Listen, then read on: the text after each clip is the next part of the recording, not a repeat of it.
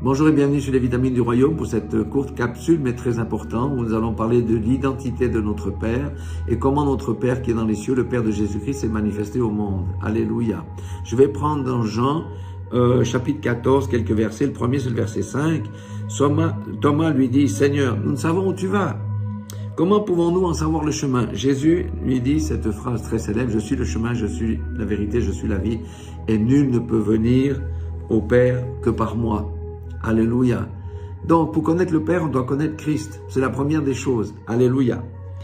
Et il dit, au verset 7, « Si vous me connaissiez, vous connaîtriez aussi mon Père. Et maintenant, et dès maintenant, vous le connaissez, vous l'avez vu. » Pourquoi? Parce qu'il y avait unité entre le Père et le Fils. Amen. C'est la divinité de Christ. Christ était sorti du sein de son Père. Alléluia. Mais c'est surtout le verset 8 qui nous intéresse. Philippe lui dit, « Seigneur, montre-nous le Père. » Et cela nous suffit. Et Jésus lui dit au verset 9, « Il y a si longtemps que je suis avec vous et tu ne m'as pas connu, Philippe. Celui qui m'a vu a vu le Père. » Alléluia. Pourquoi Jésus pouvait-il dire ça? Parce que la bonté de Christ reflète la bonté du Père. L'amour de Christ reflète l'amour du Père. La patience de Christ manifeste la patience du Père. Le pardon de Christ manifeste le pardon du Père. La colère de Christ aussi, lorsqu'il a chassé les marchands du temple, eh bien, démontre aussi la colère du Père. C'est parce que Jésus-Christ a été le reflet exact du caractère de son Père qui était dans les cieux.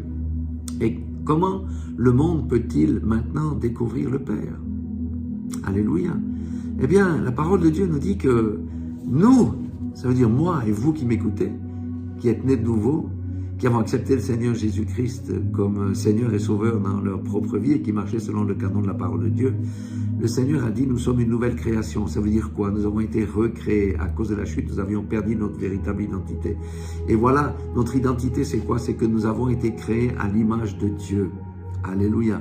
Chaque fois que je manifeste la bonté aux hommes, les hommes peuvent voir Christ, et s'ils voient Christ, ils voient le Père. Chaque fois que je témoigne de l'amour aux hommes, les hommes verront Christ, et s'ils voient Christ, ils verront le Père. Alléluia, puisque nul ne vient au Père si ce n'est par Christ. Chaque fois que je fais la volonté de Dieu, alléluia, que j'applique la parole de Dieu dans ma vie, je serai un témoignage vivant pour les hommes parce que je témoigne Christ. Et si je témoigne Christ, je témoigne du Père. Alléluia. Alléluia. Vous voyez combien notre comportement doit être saint, combien nos paroles doivent être ointes, combien notre chair doit mourir par l'Esprit que Dieu nous a donné. Alléluia. Il a dit, mais faites mourir les actions de votre chair, de votre corps par l'Esprit. Alléluia, parce que notre véritable identité, c'est l'esprit, notre corps ici, notre chair telle que nous sommes déchus, mais nous avons été rachetés à grand prix, et amen, et c'est par l'esprit que nous faisons mourir les désirs impurs, la convoitise, et toutes ces choses qui proviennent de notre chair. Oui, nous pouvons voir le Père, le monde peut voir le Père au travers de ses enfants fidèles qui marchent dans la sanctification, sans laquelle personne ne verra le Seigneur, et qui portent beaucoup de fruits parce qu'ils demeurent en Christ. Et si Christ demeure en eux, ils porteront beaucoup de fruits. Frères et sœurs, nous tous qui proclamons être nés de nouveau, nous avons un témoignage, c'est le témoignage de la vie de Christ en nous, et c'est par ce témoignage, par notre comportement, par nos paroles, par notre maîtrise de soi, que les hommes verront le Père. Alléluia. Parce qu'ils verront Christ, parce que nous témoignons de Christ, et s'ils voient Christ en nous, eh bien, ils verront le Père. Voilà, soyez tous bénis dans le nom puissant de Jésus-Christ de Nazareth. Et que cette petite exhortation nous transforme et nous amène à réfléchir en profondeur sur nous-mêmes.